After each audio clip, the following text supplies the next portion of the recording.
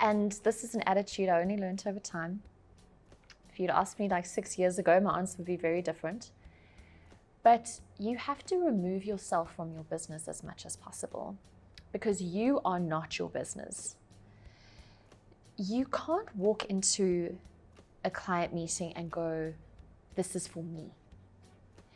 You have to walk in going, this is for my business, my teams, my suppliers.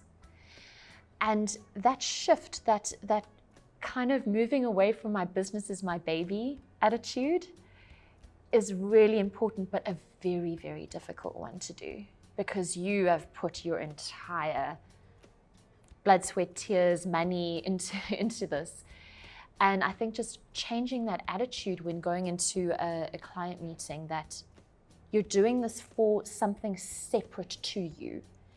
It gives you a far more objective overview and reason for, asking a client for money or a contract or whatever you're going in to ask for. And I think that it's an interesting conversation to have around asking for money, because it's so contentious. And for me, I think going back to the why you're asking for money can be really, really helpful. So there's a couple of reasons for why you would ask for money, right?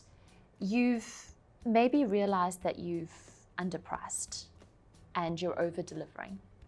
So you're looking at it going, there's definitely a gray area here and we're doing too much for what we're being paid. This is generally a service industry problem. But I mean, that's our own fault a lot of the time. We decided to over deliver. Very guilty of this.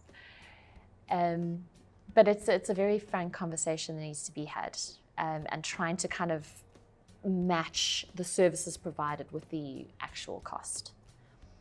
Another reason for asking for money could be just a very general supply chain issue. And this is generally where a product-based business will struggle, because the cost of food has increased, petrol has increased, my rent has increased, and therefore the margins are a lot lower. So it's having to do an increase there. And then of course there's your undercutting strategies, where someone would have come in to threaten your relationship with a client through a lower price. And it becomes this really ugly race to the bottom that ends up kind of decimating a whole industry. But once you identify the why behind going in and asking a client for money, it's a lot easier to then be objective about it and then open up and unpack the how and the what and the amount.